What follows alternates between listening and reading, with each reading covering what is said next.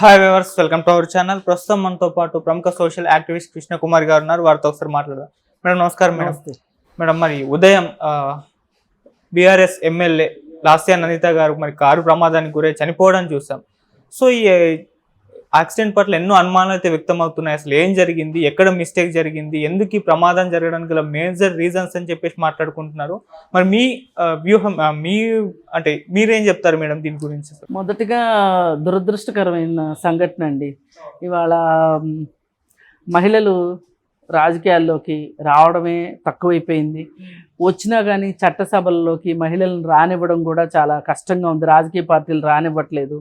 అలాంటి పరిస్థితుల్లో ఆవిడికి ఆ టికెట్ ఇవ్వడము, వాళ్ళ నాన్న చనిపోయారు కాబట్టి ఆవిడకి టికెట్ ఇవ్వడము, తద్వారా ఆవిడ ఎమ్మెల్యే అవ్వడము, ఆమె అతి చిన్న వయసులో ఇలా చనిపోవడం అనేది దురదృష్టకరమైన సంఘటన. అయితే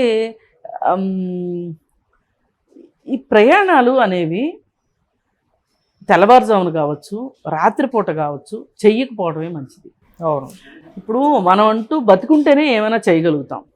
ఇప్పుడు తెల్లారి పొద్దున్నే పనులు ఒత్తిడి ఉండొచ్చు, కాదని ఎవ్వరు మనం. కానీ ఈరోజు పని కుదిరించి మనం తొందరపడ్డాం అనుకోండి, రేపనేది లేకుండా పోతే ఇంక ఉపయోగం ఏముంది? అసలు నిద్రమత్తు అనేది చాలా చాలా ప్రమాదాలకు కారణమవుతుంది. ఇప్పుడు అతి ఎక్కువ ప్రమాదాలు జరుగుతుంది మద్యపానం వల్ల, రెండోది ఈ నిద్రమత్తు, మూడోది ఏంటి అంటే ఓవర్టేకుల వల్ల, లేదు అనుకుంటే రోడ్లు నాణ్యత లోపాల వల్ల జరుగుతూ రోడ్డు ప్రమాదాలు జరిగేదే ఇలాగా. సరే, ఇప్పుడు ఈమె విషయంకి వచ్చేసరికి ఇక్కడ మద్యపానం ప్రశ్న లేదు, ఓవర్టేకింగ్ ప్రశ్న ఉందో లేదో మనకి తెలియదు, కానీ నిద్రమత్తు అనే మట్టుకు కారణం చెప్తున్నారు. పైగా సమయం కూడా తెల్లవారుజామున కాబట్టి ఖచ్చితంగా నిద్రమత్తు అని మనం చెప్పుకోవచ్చు. సరే, ఏది ఏమైనా పోయిన ప్రాణం తిరిగి రాదు. కానీ ఈ సందర్భంగా సమాజం కానీ వ్యక్తులు, రాజకీయ నాయకులనే కాదు, ఎవరైనా సరే నేర్చుకోవాల్సింది ఏంటి అంటే ప్రాణం చాలా విలువైనది. మానవ జన్మ చాలా గొప్పది, ఇట్లాంటివన్నీ నేను చెప్పను, కానీ ప్రాణం మట్టుకు విలువైంది. ఈ విలువైన ప్రాణాన్ని మనం కాపాడుకోవాలి. కాపాడుకోవడానికి, అనారోగ్యాన్ని కొని తెచ్చుకోవటానికి కారణాలు ఏంటి? అసలు ఆరోగ్యం మీద శ్రద్ధ లేకపోవటం, ప్రాణం అంటే భయం లేకపోవటం. ప్రతి క్షణము భయపడుతూ బతకక్కర్లేదు, కానీ ఓ మూల భయం అనేది అయితే ఉండాలి. ఇప్పుడు ఒక వ్యక్తి డ్రైవింగ్ చేస్తున్నారు అంటే నీ ప్రాణాలను కాపాడుకోవడమే కాదు, రోడ్డున వచ్చే ప్రాణాలను కూడా కాపాడటం. మీ వల్ల ఇబ్బంది అయ్యి వేరెవరన్నా చనిపోతే మీదే కదా తప్పు. మీ తప్పై మీరు చనిపోయినా నష్టం మీకే. మీ వల్ల వేరే ప్రాణానికి నష్టం జరిగితే కూడా కేసు బుక్ అవుతుంది కదా. ఇప్పుడు ప్రాణ నష్టమే. అతను కదా చనిపోయేది, నాకేంటంటే కాదు కదా. మీకు మీరు దానికి సమాధానం చెప్పుకోవాల్సిన పరిస్థితి ఉంటుంది కదా. అందుకని ఎట్టి పరిస్థితుల్లో ర్యాష్ డ్రైవింగ్ అనేది చేయడానికి వీల్లేదు. పైగా డ్రైవింగ్ అనేది చాలా అత్యంత జాగరూకతతో చేయవలసిన పని. ఎందుకంటే ఇప్పుడు నాకు డ్రైవింగ్ వచ్చు అనేది కాదు ఇక్కడ ప్రశ్న, నువ్వు తప్పు చెయ్యవు అనేది కూడా కాదు ప్రశ్న. ఎదుటివాడు తప్పును కూడా సవరించగలిగిన నేర్పు ఓర్పు నీ దగ్గర ఉండాలి. అది అసలు డ్రైవింగ్ అంటే. ఇప్పుడు రోడ్డు మీద మనం ఒక్కలమే వెళ్ళం కదా. నేను బండి బాగానే నడుపుతాను అనుకోవటానికి, ఎదురు మనిషి బాగా డ్రైవింగ్ చేసే వ్యక్తి నువ్వు బాగా డ్రైవింగ్ చేస్తే ఎవరి దోవన వాళ్ళు వెళ్తారు, ఏ ప్రాబ్లం ఉండదు. కానీ ఎదురు వ్యక్తి చేసిన తప్పిదాలను కూడా నువ్వు తట్టుకుని నిన్ను నువ్వు కాపాడుకోవడం నీ ప్రథమ కర్తవ్యం. వీలైతే అతన్ని కూడా కాపాడటం తర్వాత సంగతి. అయితే మరి ఇక్కడ ఈక్వేషన్స్ చాలా దెబ్బతిన్నట్లు కనిపిస్తున్నాయి. ఇవాళ డబ్బులు పెడితే మంచి మంచి కార్లు వస్తున్నాయి. కార్లలో రకరకాల సౌకర్యాలు ఉంటున్నాయి. అంటే రిలాక్స్డ్గా ఉండటానికి కావచ్చు, యాక్సిడెంట్ అయినప్పుడు మనకి ప్రాణ నష్టం నివారించడానికి కావచ్చు, ఇట్లా రకరకాలవి ఉన్నాయి. దానిలో భాగంగానే సీట్ బెల్ట్ ఒకటి, రెండోది బెలూన్స్ ఓపెన్ అయిపోతాయి. ఏదైనా ప్రమాదం జరిగింది అన్నప్పుడు ఓపెన్ అయిపోతాయి. అయితే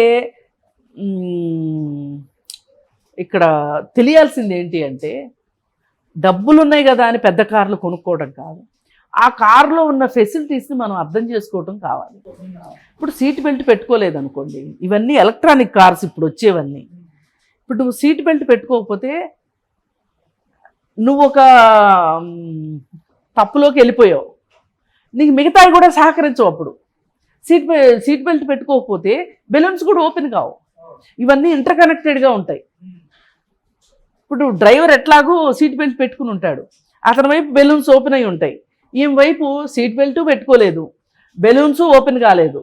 అదే సీట్ బెల్ట్ పెట్టుకొని ఉంటే గనక బెలూన్స్ ఓపెన్ అయినా అవ్వకపోయినా ఇంత ప్రమాదం జరిగేది కాదు, ఇంత గాయాలు జరిగేవి కాదు. ఇది మామూలు గాయాలు కాదు. మీరు చెప్తుంటే వార్త చూస్తే అర్థమవుతుంది కదా, ఎక్కడికక్కడ ఎముకలన్నీ విరిగిపోవటం, పళ్ళు ఊడిపోవడం, మరి పక్కటెముకలు విరిగిపోవటం. ఇప్పుడు పక్కటెముకల మీద దెబ్బ తగిలింది అంటే ఏం జరుగుతుంది అంటే ఇమ్మీడియట్గా లంగ్స్ మీద ఒత్తిడి పడిపోతుంది, వెనకమాల బోన్స్ లంగ్స్లోకి వెళ్ళిపోతాయి. ఇప్పుడు లంగ్స్ ఆక్సిజన్ తీసుకోలేదనుకోండి బ్రెయిన్ పని చేయదు. ఇది మన సిస్టమ్ అంతా. ఇప్పుడు ఒక కార్ ఎట్లా అయితే ఉంటుందో మన బాడీ కూడా అంతే, ఒక్కొక్క సిస్టమ్. ఇప్పుడు ఒకవైపు ఏదన్నా జరిగింది అనుకోండి, కిడ్నీస్ డ్యామేజ్ అయిపోతాయి, లివర్ డ్యామేజ్ అయిపోతుంది, అంతర్గత అవయవాలన్నీ దెబ్బతినే పరిస్థితి ఉంటుంది. ఈ పరిస్థితులు ఎవరైనా సరే, ఒక వాహనంలో మనం రోడ్డు మీదకి వెళ్తున్నాము అన్నప్పుడు అవసరమైన జాగ్రత్తలన్నీ తీసుకోవాలి. నైట్ జర్నీస్ బ్యాన్ అంతే, మానేయాలి. ఇప్పుడు ఇదే ఈమె డ్రైవరు ఇంతకుముందు ఇంకొక యాక్సిడెంట్ చేస్తే ఒక హోమ్ గార్డ్ చనిపోయారని ఆ డ్రైవర్ని తీసేశారు. ఇప్పుడు ఆమె పిఏనే డ్రైవ్ చేస్తున్నారంట. మరి ఏది ఏమైనప్పటికీ కూడా నిండు ప్రాణం బలైపోయింది.